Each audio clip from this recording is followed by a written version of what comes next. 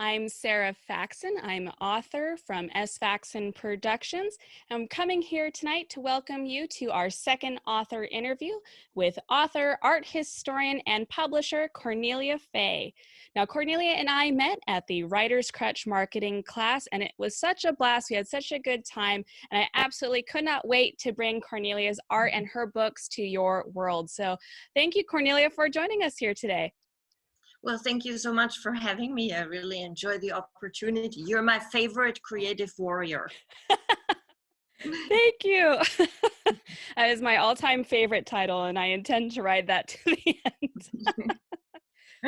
Well, so Cornelia, some of the things that we were able to talk about, and I know you've got so many different projects happening, but one of the things I really wanted to talk to you today about is your book that I just finished, Private Universe. Absolutely a wonderful book about transformation and finding oneself and the journey to get there.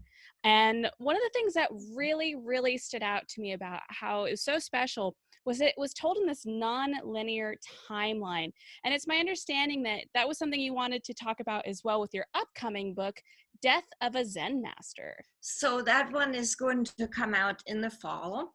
And I'll give you a little short description or a teaser, because in it, the master is a reluctant guest at a very inaccessible Zen monastery, sent by his wife after he had an extramarital affair, so he could ponder and improve his interaction with women. But soon a dead body is found in the meditation hall, and Greg, together with a group of guests and monastics, they find themselves trapped in an enchanted valley with no place to go and a murderer in their midst.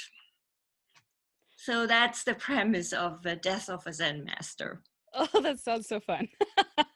Well, it's a dire situation, but there is a lot of fun and amusing situations, especially arising out of the conflict between Greg, who is sort of not that into Zen, and then encountering the monastics and the Zen philosophy of the community around him. Oh, that sounds really interesting, and such another transformative character situation, a good character arc happening there. Now, where did you get the inspiration for this setting? It's such an interesting setting within a Zen monastery. Yes, it is. And I actually spent some time in the summer of 2018 with my son Sebastian in a Zen monastery, just like the one I'm describing in the book. We spent some time in Tassajara, which is in the Ventana wilderness. It's east of Big Sur, and it literally is very, very remote. You can't even drive in there on your own because the road is just one dirt road, and so you need four-wheel drive, or you need a shuttle bus to take you in.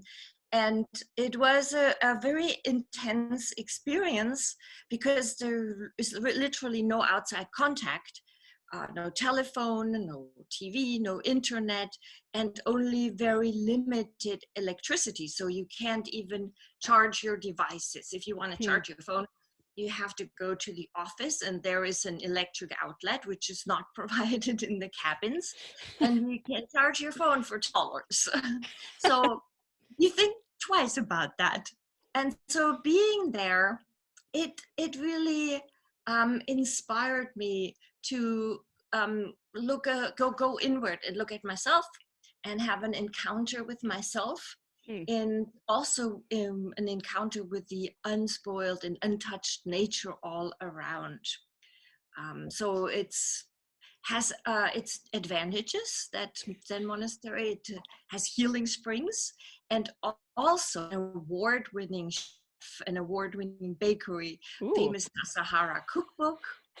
So while sitting there in the wilderness, you don't really have to rough it when it comes to food.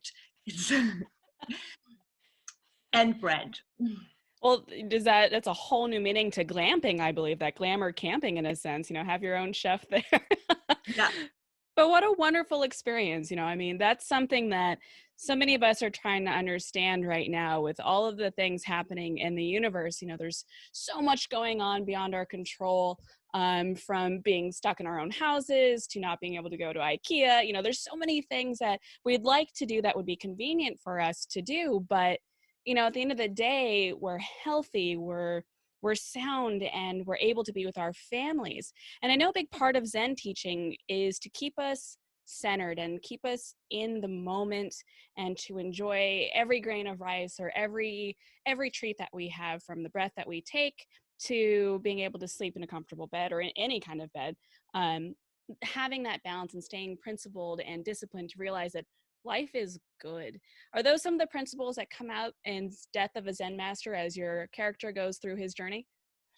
Yes, and I was thinking about this present situation, being in a quarantine or living under a lockdown at the moment. There is actually quite a few similarities and parallels to being at a Zen retreat. Mm, And of course, with the big difference that the Zen retreat is voluntary and our situation right now is not.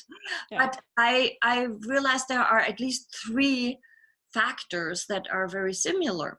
And the first one is just like you said, you're in a state of isolation at a Zen retreat. And right now we have the opportunity to communicate per Zoom, but otherwise we spend a lot of time by ourselves alone, and are kind of forced a little bit to look inward as well. We can't go out and meet friends and attend local social gatherings. So that is very similar at a Zen retreat, where you add to that the additional exercise of meditating every day, at least a couple of times.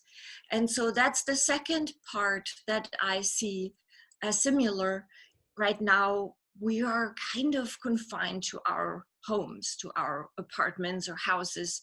We are sheltering in place. So we can't go around, we can't travel really, we can't really go. Well, even though gas prices are very cheap, we can't really go anywhere. There's no place to go. Yeah. So we spend a lot of time in place, sitting still. And that's another part of a Zen retreat, where you're encouraged, or actually you don't have a choice, but you just have to be right there. Like at the Tassajara monastery, you're so remote, you can do a little hiking, you can go along the creek, or you can go to the healing springs. But other than that, you're just in one place. And that also helps to kind of remove some of the distractions and some of the sometimes, we like to distract ourselves so we don't have to encounter what's really there. Mm. And by staying still in one place, you kind of have to look at where you are.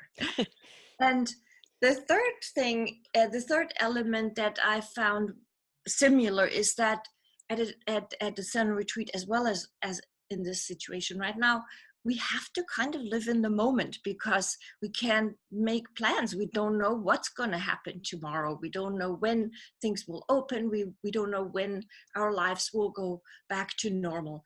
And that is a huge part of Zen meditation, or of any kind of meditation or mindfulness, no matter what, that you just try to really look at, well, this particular moment, and try to experience it deeply. And instead of going and looking at time in a linear fashion, we have to renegotiate our interaction and our relationship with time, because Mm. we don't know what is ahead. We don't really know. We can't really schedule that much. And so we have to look at it much more in a vertical way. All the things that are happening right now in this moment. And instead of sort of floating along and moving along through each moment, we kind of almost have to settle in it. And that includes all the sensations that come in this moment, all the feelings that may arise, all the thoughts that may arise, also all the influences around us from nature, maybe the sounds of the wind or the sounds of the birds around us that surround us, and they're all part of this moment.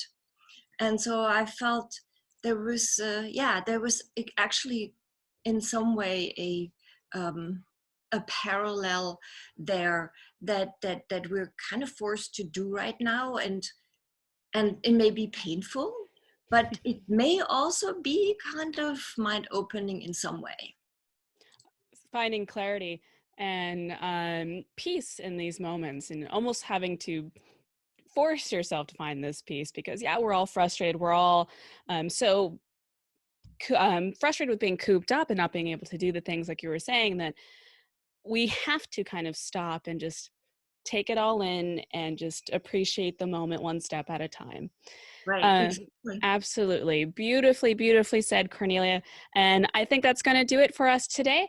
I want to thank you for joining us. This was absolutely lovely, being able to step out of our moments and into this moment of Zen with you. Be sure to subscribe to my YouTube channel, S. Faxon. I try to put up a new video once a week, whether doing an interview with other authors or talking about the creative writing process. I'm here for you. So again, Cornelia Feye, thank you so much for joining us. And guys, be sure to check out her books, Private Universe. I'll be sure to include a link to her website on the video description. And again, Cornelia, thank you so much. Thank you. It was great talking to you, Sarah. To check out Cornelia's books, be sure to check that link in the description to see Spring of Tears, House of the Fox, and Private Universe.